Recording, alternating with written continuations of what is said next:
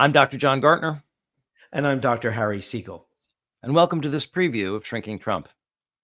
John and I offer a psychologist's take on Donald Trump, his malignant narcissism, the way in which he relates to himself and others, and really the dangers that lie ahead. John and I are not political commentators, although we comment on politics, but what we're offering is a psychological take on what seems to be on the way to happening to our country. In this episode, we focus the entire episode on day one. If any of you are horror movie fans like I am, A Quiet Place, they had a prequel called A Quiet Place Day One. It's just the first day of the attack by the aliens. I was reminded of that because this is the inauguration version, day one.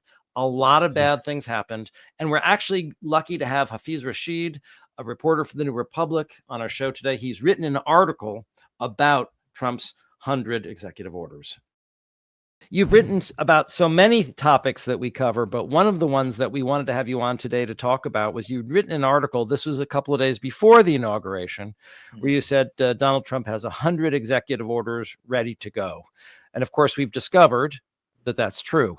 And so earlier we talked about the nature of, obviously we weren't able to cover all 100, but we did cover a lot of the lowlights. But in a way, the fact that there are 100, in my mind, that's kind of part of the point, isn't it? That there's so many of them, we almost can't react to all of them. Yeah, it's remember way back in 2017 when Steve Bannon was a part of the administration, he had an interview like shortly before Trump was sworn in where he said, the Democrats aren't the enemy, the media is the enemy, and the way you deal with the media is to flood the zone with shit, more or less.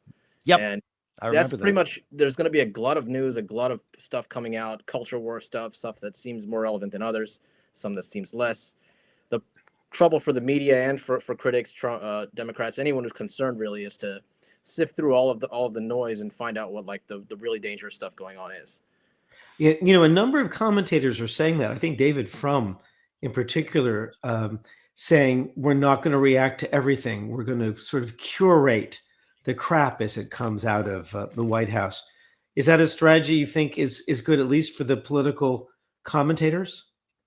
In many ways, I mean, you don't want to get caught up with like some sort of, some sort of like a culture war type stuff that's really not really, that's bad. No, don't get me wrong, but is less materially damaging to people's lives than some of the more dangerous executive orders on, say, immigration or on DEI or the tariffs and that sort of thing. It's going to be a real challenge, especially with people chasing page views and article views and the like, to not fall into the same patterns that unfortunately gave rise to Trump and were a staple part of his first term. Maybe you could say something about that, because, we've been noting here that part of Trump's strategy, and by the way, the flood the zone with shit, I'm glad you used that phrase because it's actually extremely accurate, because even if we just look at the dangerous executive orders, there's a lot of them. Right. Yeah. I mean, if we're talking about declaring a state of emergency so they can attack immigrants, if we're talking about the anti-trans stuff, if we're talking about basically threatening the jobs of all federal workers, I mean, these are just the ones that come to top of mind. These are all serious. I'm not saying all 100 are serious, but, we've got about 20 serious ones, let's say. Yeah, it's everything. Like, I mean, even like Trump was sworn in on Monday. And even Wednesday, like myself, my coworkers, the New Republic, we're still writing about all of them because every day or somebody discovers something new. Like today, we noticed that Christopher Rufo, the enemy of public education, longtime conservative activist who basically coined the right wing terms of critical race theory, groomer, and a lot of that. He was happy that apparently one of the executive orders on the DEI, attacking DEI in the federal government, also directs an investigation of higher education institutions with more than $1 billion in endowments, which is not just the elite. Like many public institutions have more than that. Like you can go into the top 20 and it's still like 4 billion is like the 20th highest university. So exactly. Yeah, that's true, isn't it? So all the major universities, state universities, Michigan, Illinois, Ohio, of course, California. And that's just the fine print. Yes. Oh, and by the way, all the universities are going to be attacked for DEI. And that was just like a footnote of one of the 100 executive orders. Yeah, way back in Rufo has long been attached to Trump and to the conservative movement, but way back in December, I wrote about this earlier today. He had I wrote about this. We wrote about this last year, but because he had the meeting with Trump last year at Mar-a-Lago, where he presented a plan, basically planning to withhold federal aid to universities, like if they don't comply with the anti-DEI stuff. And today, that seems like that executive order that was issued on Monday is the fruit of those plans, fruit of that presentation and discussion. And they've sort of they haven't put any concrete like punishments or anything yet, but they've started the investigation more or less. Right. A lot of these executive orders, compared to his first administration, everything seems more staggered, planned out, thought out. They're going to do a lot of research first before coming out with, I guess, more targeted action. These 100 are maybe just the beginning salvo. It's going to be a lot more detailed, a lot tougher, and a lot more targeted as to who they want to go after in the coming months. It's very frightening. And I think people don't understand this. In the first Trump administration, it was a little chaotic. He didn't know what he was doing. There were some guardrails. This time with the Project 2025 people, they've had 4 years to write a 900-page playbook. Yes.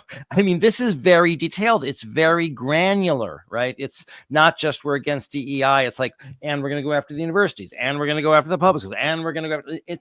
What I think is sort of terrifying about this is both the breadth and the depth of it. In other words, they're covering the whole waterfront, but they're going down not just for the top people, but the people 2 and 3 levels below the top people.